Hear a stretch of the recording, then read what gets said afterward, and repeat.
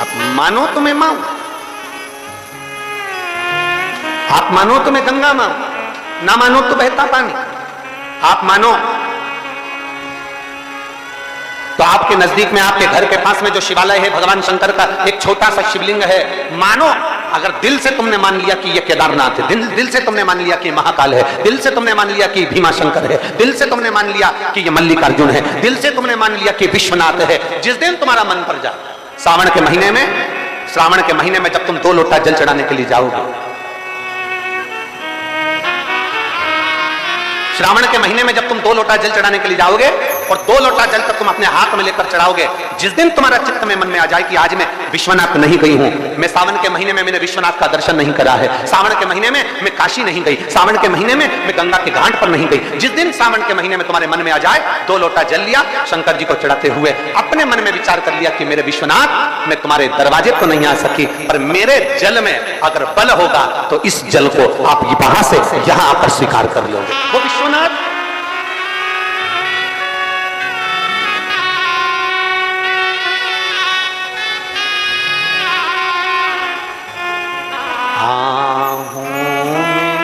असर होगा, घर बैठे बुला लेंगे, तुम रूठे रहोगे, हम तुम्हें मना लेंगे। तुम कहते हो भोले, हमें काशी प्यारी है, तुम कहते हो भोले, हमें काशी प्यारी है, एक बार तो आ जाओ, एक बार तो आ जाओ, काशी भी बना देंगे। तुम कहते हो भोले, हमें गंगा प्यारी है, तुम कहते हो भोले, हमें गंगा प्यारी है, एक बार तो आ जाओ,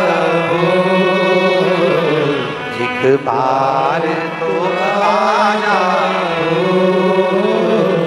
गंगा भी बुला लेंगे, तुम रूठे रहोगे, हम तुम्हें मना लेंगे। आहों में असर होगा, घर बैठे बुला लेंगे। पूरे साल शिव जी को 1 लोटा जल चढ़ा, सावन का पहला दिन लगे 2 लोटा जल चालू कर दो। श्रावण के पूरे महीने 2 लोटा जल अपने घर से लेकर जाओ, और अपने घर से जब जल लेकर जाओ तो ये विचार कर कर जाना, आज मैं शिव को काशी में, आज मैं शिव को केदार में, आज शिव को अमरनाथ में, आज शिव को भीमा शंकर में, आज शिव को मल्लिकार्जुन में। और फिर निवेदन करूंगा, जिस बहन को 19 और 20 साल तक भी औलाद नहीं हुई हो, तो कृष्णेश्वर महादेव का नाम लेकर 2 लोटा जल तुम्बकेश्वर महादेव का नाम लेकर चढ़ा कर देखना, सावन के बाद में बाबा संतान जरूर देगा, झोली जरूर भरेगा।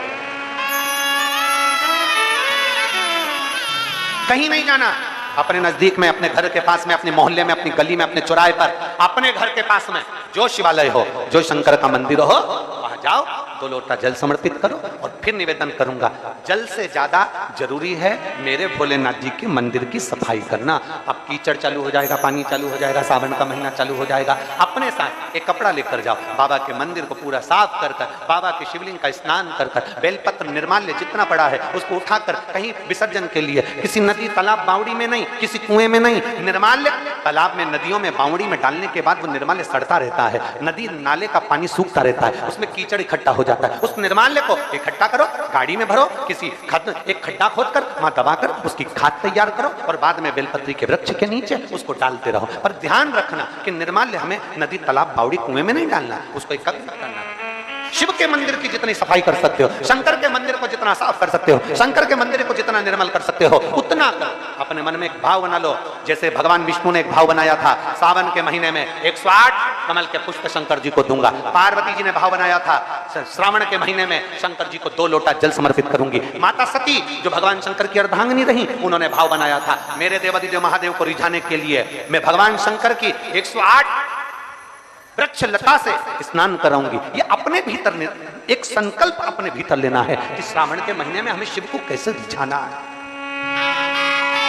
शंकर को कैसे प्रसन्न करना है, शंकर को कैसे प्रकट करना है, शंकर को कैसे प्राप्त करना है, शंकर को कैसे अपना बनाना है, शंकर को अपने करीब में कैसे लाना है, शिव को अपना कैसे बनाना है, यह अपने ऊपर निर्भर करना है।